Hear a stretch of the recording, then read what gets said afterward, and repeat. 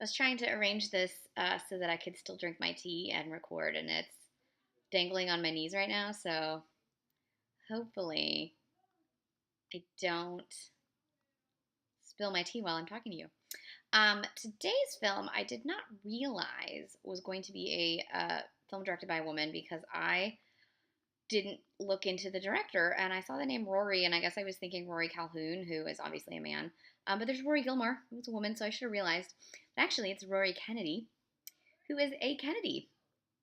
Who knew? Clearly, I've never seen any of her documentaries before, so I had no idea. The reason I went to see this film is secretly, I wish I were a surfer. Um, this is a thing that not many people know, but well, a lot of people know that I love the Endless Summer, the movie. What a lot of people don't know is that secretly I wish that I had learned to surf as a young person because I feel like I am so out of shape and old now that I don't think I could probably do it. Although I guess if I like quit everything and moved to Hawaii and did nothing but training for surfing, I could probably do it. Um, but you have to like I don't know how I would afford that. So this is like if I could do literally anything in the world, I would like drop everything and learn to be a surfer. I love the ocean so goddamn much. So I, with this love, I actually have not seen very many surf movies except The Endless Summer, which I've seen like 50,000 times. And I need to like dive in, if you will, into the world of surf documentaries. But I saw this trailer and I was like, oh shit, because it was about Laird Hamilton, who was like one of the great modern surfers, and the trailer was amazing, and so here I am watching this movie. Um, and it basically traces his life from birth to uh, his recent um, crazy big wave surfing that he does now as like an old man. Well, like middle aged. I don't know. His 50s is middle aged now, I guess. So I got like 25 years to catch up. No. This was so beautifully shot. The underwater cinematography and just the way in which the ocean and the reverence for the ocean comes across, both his reverence, the other surfer's reverence, and clearly Rory Kennedy's reverence for the power that is the ocean, really comes across. It's just beautifully shot.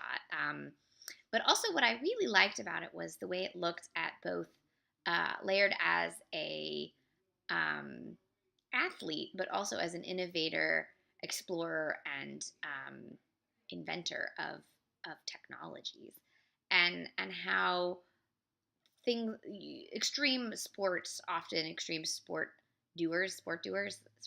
athletes, there we go, extreme sport doers, extreme athletes tend to also be innovators in terms of tech, because in order to push boundaries you have to be able to do things that the human body normally can't do. And it traces how Laird with his other sort of surf dudes in Hawaii both pioneered windsurfing, but also used techniques from windsurfing to pioneer big wave surfing and jet skis and tow surfing and all of these things that were sort of new in the 90s, and how they built on the techniques of earlier surfers, including his stepfather, who was a professional surfer.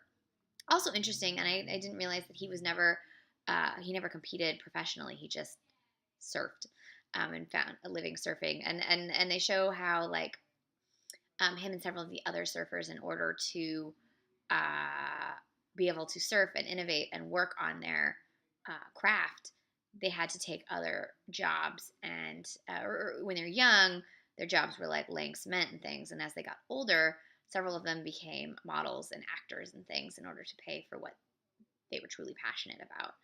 I just thought that was fascinating.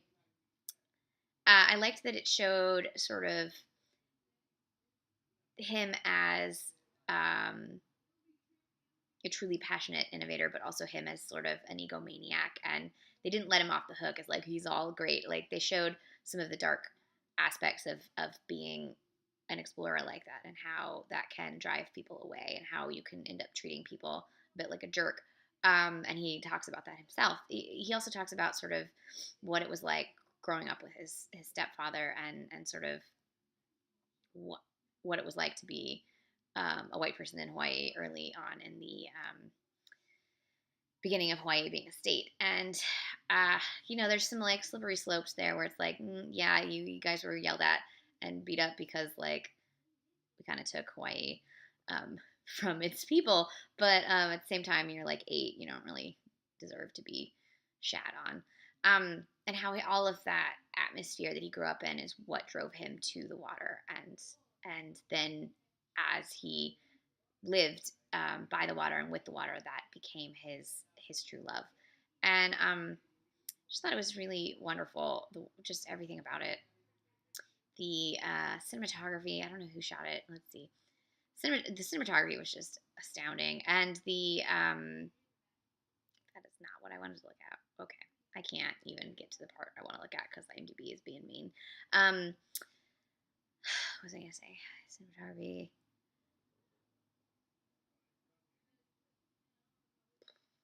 There was something I was gonna say something, and now I can't remember what it was. Surfing, water,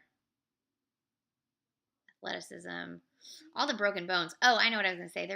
There's a couple of moments in it where they use archival footage and then have the people in the footage describe what it was like to be at that moment. And so you see some of these epic like wipeouts and things where you see it and you're like, oh shit, but then you hear the surfers, Laird and others, discuss what it felt like to be in that moment, and you're like, oh my god. There were a couple of moments where I was like, I don't want to know. I don't want to know. This is horrible. But also really thrilling. And it literally made me want to like pack everything up and just move to the ocean, which is something I think about often. Someday I'll just live on a shack by the ocean. It'll be fine. I don't need the internet. I just need me and some sand and some water. I don't know. Probably not. I'm so addicted to the internet that I don't know that I could do that, but one can dream. So this was Take Every Wave, The Life of Laird Hamilton. If you don't know anything about surfing as a sport, I think this is a great entry point to the way in which surf started and then changed. It sort of discusses or at least through the way in which Laird tried all these different things. So you see where he started and where his contributions to the sport changed it. If you like the ocean, you'll enjoy this film. If you like portraits of American icons, I think you'll like this film. It is in limited right now and also on VOD, so you can rent it. Although if you can see it in a theater, seeing those 100-foot waves on a giant screen is probably way more thrilling than seeing it on your tiny little screen. Unless you have a big TV. I don't know. Some people have big TVs. I watch everything on a laptop. So I try to see everything in theaters because it's either a theater or a laptop. And I'll take a movie any way I can get it, but I'd much rather watch it in the theater than on my laptop. So that's how I feel. Take Every Wave, The Life of Laird Hamilton. It's directed by Rory Kennedy, so you can count it on your 52 films by women count. I think I'm at 50, like, 5 films. Where am I at? 56 films. I'm at 56 films for the year, directed by women. Yeah. And I think I'm at 48 new releases. Yeah, I'm at 48 new releases, of which 1, 2, 3, 4, 5, 6, 7, 8, 9, 10, 11, 12, 13, 14, 15, 16, 17, 18, 19, 20, 21, 22, 23, 24, 25, 26, 27, 28. I think 29 of my 48 films I've seen this year have been directed by women. That's a little more than half. I think that's pretty good. I'm going to keep going because there's lots and lots of films directed by women that you can see in theaters. You can rent them. You can watch them on VOD. They are everywhere. And if you follow the right people, you can find them. So you don't even have to do much work. Great account to follow on Twitter is women_direct. They will tell you everything that's opening. And you should just follow them, find the movies, watch them. And this week you can watch Take Every Wave, The Life of Laird Hamilton, a fantastic surf documentary.